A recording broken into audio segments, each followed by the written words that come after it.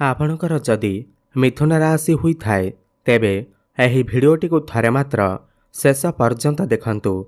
आपणकर व्यस्तबहुल समय मध्यरु आपण 10 मिनिट समय आपण निज पई दियंतु एवं निजर भविष्यत विषय जानतु।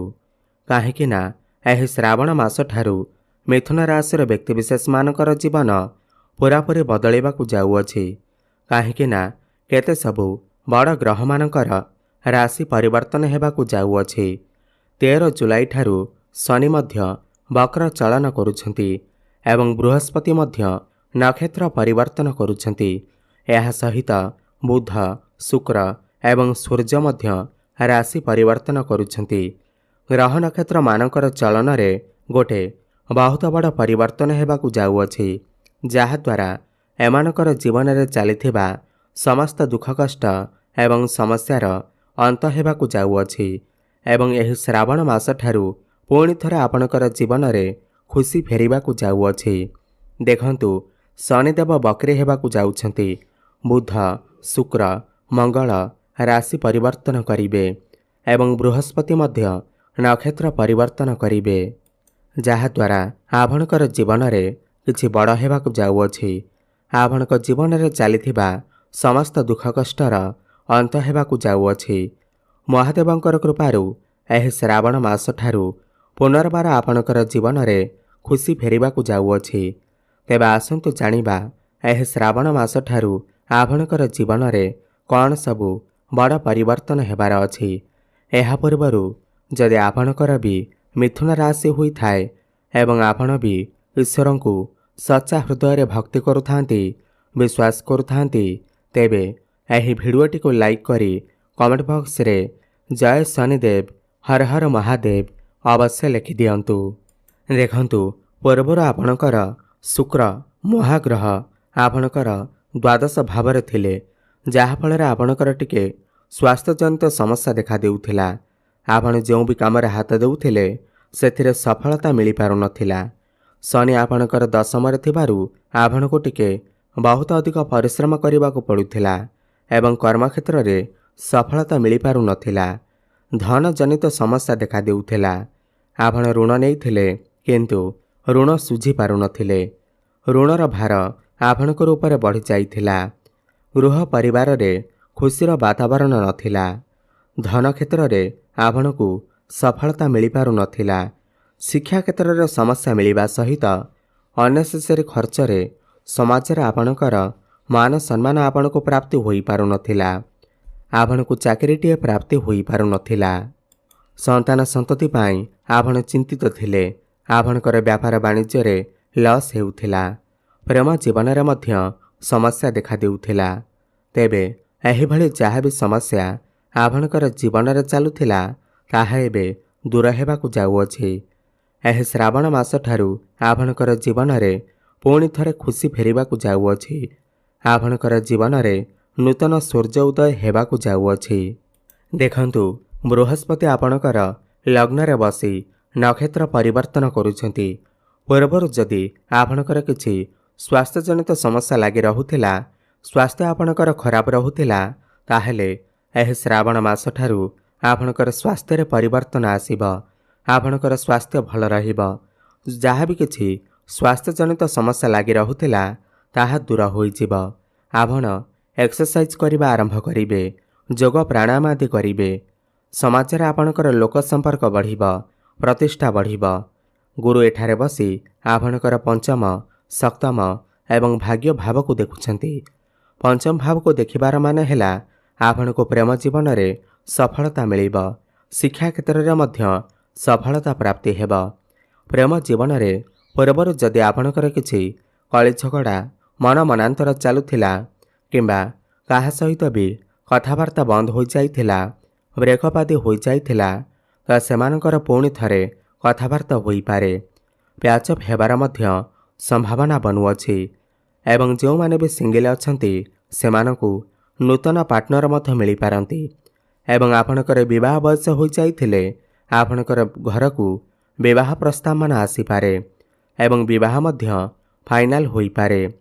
एवं जो दंपति माने संतानर कामना करुथिले तो सेमानकू संतान सुख मध्य प्राप्ति होई पारे। आपण चेष्टा जारी रखंतु। शिक्षा क्षेत्र में आपण को बहुत बड़ सफलता प्राप्ति हेब। शिक्षा क्षेत्र में आपण को किछि ना किछि परिवर्तन निश्चिंत देखा मिल पारे। आपण किछि उच्च शिक्षा करने पाई बाहर को जाई पारंती, काहेकि ना शुक्र आपणकर द्वादश भाव में अछंती। आपण को समस्त इंटरव्यू रे सफलता प्राप्ति हेब। आपण कोनसे नूतन स्थान रे एडमिशन नहीं पारंती। एही श्रावण मास परे जदि आपणकर किछि एग्जाम अछि किमा कोनसे कॉम्पिटिटिव एग्जाम अछि, सरकारी परीक्षा अछि, तेबे सेथिरे आपण को निश्चिंत भाव में सफलता प्राप्ति हेब। आपणक भितर ज्ञान बढ़िब, बुद्धि बढ़िब, आपणकर मन पाठपढ़ारे लागिब। गुरु एठारे बसी आपणकर भाग्य भाव को देखुछंती एवं पूर्वर आपणकर भाग्य भाव में राहु विराजमान अछंती एवं शनि मध्य बकरी होई करी आपणकर नवम भावर फल देउछंती। आपणकर भाग्य मजबूत हेब। समस्त कार्य भाग्य आपणकर साथ देब। वर्तमान कम परिश्रम रे आपण को बहुत अधिक सफलता प्राप्ति हेब। आपण कोनोसी बड़ कार्य आरंभ करि पारंती, बड़ इन्वेस्टमेंट करि पारंती। आपण कोनोसी भूमि प्रॉपर्टी किंवा नूतन गृह आदि निर्माण करि पारंती, किंबा नूतन जानवाहन सुख मध्य आपण को प्राप्ति होई पारे। राहु आपणकर नवम भाव थिबारु समय समय आपण को आकस्मिक धन लाभ मध्य होई पारे। जो माने शेयर मार्केट, स्टॉक मार्केट एवं ट्रेडिंग रे काम करुछंती सेमानक आकस्मिक धन लाभ होई पारे। आपणकर मन धर्म आड़ को अग्रसर होई पारे। आपण कोनसे दूर स्थान को यात्रा करि पारंती। पितांक सहित आपणकर संपर्क मजबूत हेब। पितांकर साहाय्य सहयोग आपण को प्राप्ति हेब। देखंतु शनि आपणकर क्यारियर भाव में वक्र हेउछंती, बलवान हेउछंती। वर्तमान एही श्रावण मास ठारू आपणक पाखकु नुआ नुआ काम आसीपारे एवं आपण सही कार्य को करी सेथिरे सफलता प्राप्ति करिवे। पूर्वर जदि आपण चाकरी करिसंती तो आपणकर प्रमोशन हेबार मध्य जोग बनुअछि एवं जो माने भी बेरोजगारी अछंती, जो मानक पाखरे कोनोसी भी चाकरी बाकरी नाही, तो सेमानकु नूतन चाकरी मध्य प्राप्ति होई पारे। एवं विदेश रे रही जो माने भी कोनोसी भी कर्म करुछंती, ताहा व्यापार वाणिज्य हेउ ताहा चाकरी हेउ, तेबे सेथिरे सेमानकु सफलता प्राप्ति हेब। इम्पोर्ट एक्सपोर्ट काम रे आपनको सफलता प्राप्ति हेब। कर्म क्षेत्र रे आपनको सम्मानित करा जाई पारे। आपणकर गोटे जिद्दीपण बढ़िब। आपण जिद्दी बल रे समस्त कर्म को बहुत सहजरे करि पारिबे।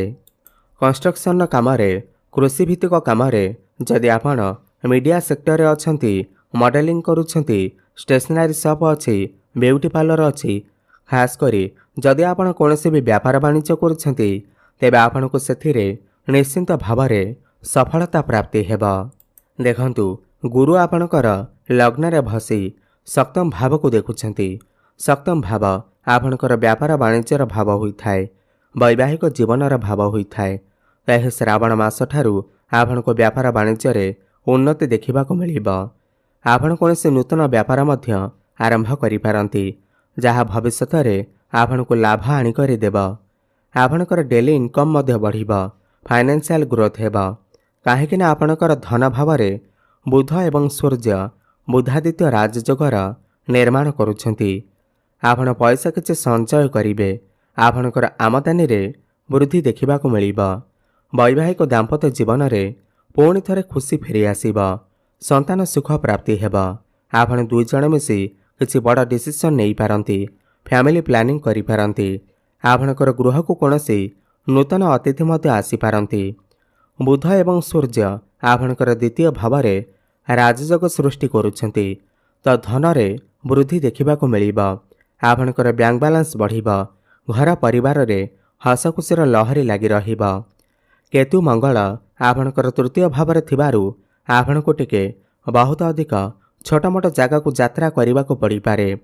जो माने भी ऑनलाइन रे काम करुछंती, डिजिटल मार्केटिंग रो काम करुछंती, सेमानको सेथिरे अधिक सफलता प्राप्ति हेब। आपण पूर्वर जदि किछि ऋण करजरे बुड़ी रहिथिले, तेबे सेथिरु आपणको मुक्ति मिलिजिब। कोर्ट कचेरी रे जदि किछि समस्या चलीथिला, ताहा मते दूर होइजिब। तो मोटामोटी देखिबाको गले ଏହି ଶ୍ରାବଣ ମାସ ଠାରୁ ଆପଣ ସମସ୍ତ କ୍ଷେତ୍ରରେ ଉନ୍ନତି କରିବାକୁ ଯାଉଛନ୍ତି। ତାହା ଶିକ୍ଷା କ୍ଷେତ୍ର ହେଉ, ଭାଗ୍ୟ କ୍ଷେତ୍ର ହେଉ, କର୍ମକ୍ଷେତ୍ର ହେଉ, ସମସ୍ତ କ୍ଷେତ୍ରରେ ଉନ୍ନତି କରିବାକୁ ଯାଉଛନ୍ତି। ଅଧିକ ଶୁଭଫଳ ପ୍ରାପ୍ତି କରିବା ପାଇଁ ଆପଣ ପ୍ରତ୍ୟେକ ଦିନ ପ୍ରଭୁ ଗଣେଶଙ୍କର ଆରାଧନା କରନ୍ତୁ। ବୁଧବାର ଦିନ ଗୋମାତାଙ୍କୁ ସବୁଜ ଚାରା ଖାଇବାକୁ ଦିଅନ୍ତୁ ଏବଂ ପ୍ରତ୍ୟେକ ଦିନ ବୁଧଙ୍କର ବୀଜମନ୍ତ୍ରର ଜପ ଅବଶ୍ୟ କରନ୍ତୁ।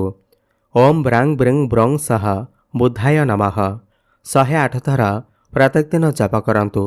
ଶୁଭଫଳ ପ୍ରାପ୍ତି ହେବା ସହିତ ଆପଣଙ୍କର ଭାଗ୍ୟରେ ଉନ୍ନତି ଆସିବ। ଧନ୍ୟବାଦ।